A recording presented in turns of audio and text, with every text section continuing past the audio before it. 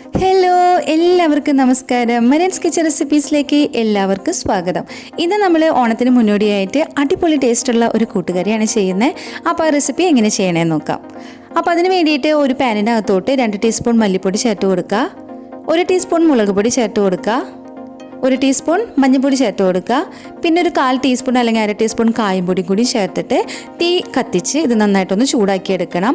ചൂടായി വരുമ്പോൾ അതിനകത്തോട്ട് 1 സ്പൂൺ നല്ല ജീരകം കൂടി ചേർത്തിട്ട് വേണം ചൂടാക്കിയെടുക്കാൻ.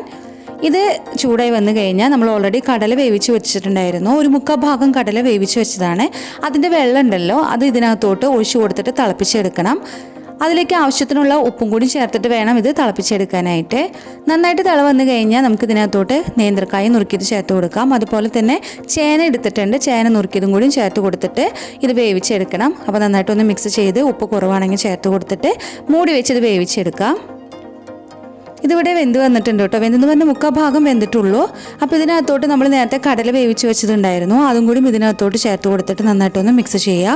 ഇതിനകത്തോട്ട് കുറച്ച് വേപ്പിലയും 2-3 പച്ചമുളക് കീറിയതും കൂടിയും ചേർത്ത് കൊടുത്തിട്ട് വേണം വേവിച്ചെടുക്കാനായിട്ട്.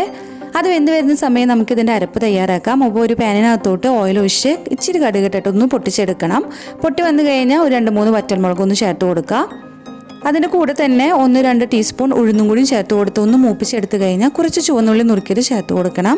അത് മൂത്ത് വന്നു കഴിഞ്ഞാൽ അതിനകത്തോട്ട് നമുക്ക് നാളികേരം ചെരുകിയത് ചേർത്ത് കൊടുക്കാം. ഞാനിവിടെ ഒരു നാളികേരം ചെരുകിയത് എടുത്തിട്ടുണ്ട് കേട്ടോ. ഇനി ഇത് ചുമക്കനെ നന്നായിട്ടൊന്ന് വറുത്തെടുക്കണം. വറവായി തുടങ്ങി കഴിഞ്ഞാൽ അതിലേക്ക് 1 സ്പൂൺ മുളക് പൊടിയും അതുപോലെ തന്നെ ഒരു 1/2 സ്പൂൺ എങ്ങനെ ഗരം മസാലയും കൂടി ചേർത്തിട്ട് ചെറുതായിട്ടൊന്ന് വറുത്തെടുക്കുക. നമ്മുടെ കൂട്ടുകറിൻ്റെ ഇതിവിടെ റെഡിയായി വന്നിട്ടുണ്ട്. ഇതിലത്തെ വെള്ളമെല്ലാം വറ്റി കടലയും ചേനയും കായും എല്ലാം നന്നായിട്ട് വെന്ത് സെറ്റായി വന്നിട്ടുണ്ട്. നമ്മൾ വറുത്ത് വെച്ച മസാലക്കൂട്ട് ഇതിനകത്തോട്ട് ചേർത്ത് കൊടുക്കുക. ഇനി നന്നായിട്ടൊന്ന് മിക്സ് ചെയ്തെടുക്കണം. മിക്സ് ചെയ്ത് വന്നു കഴിഞ്ഞാൽ ലാസ്റ്റായിട്ട് ഇതിനകത്തോട്ട് കുറച്ച് ബെല്ലം ചെരുകിയത് ചേർത്ത് കൊടുക്കുക. വളരെ കുറച്ച് മതി. അതുപോലെ തന്നെ കുറച്ച് വേപ്പിലും കൂടി ചേർത്ത് കൊടുത്തു കഴിഞ്ഞാൽ നമ്മുടെ കൂട്ടുകറി റെഡി ആയിട്ടുണ്ട്.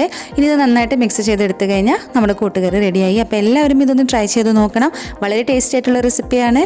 അപ്പോൾ പുതിയ റെസിപ്പിയായിട്ട് നമുക്ക് വീണ്ടും കാണാം.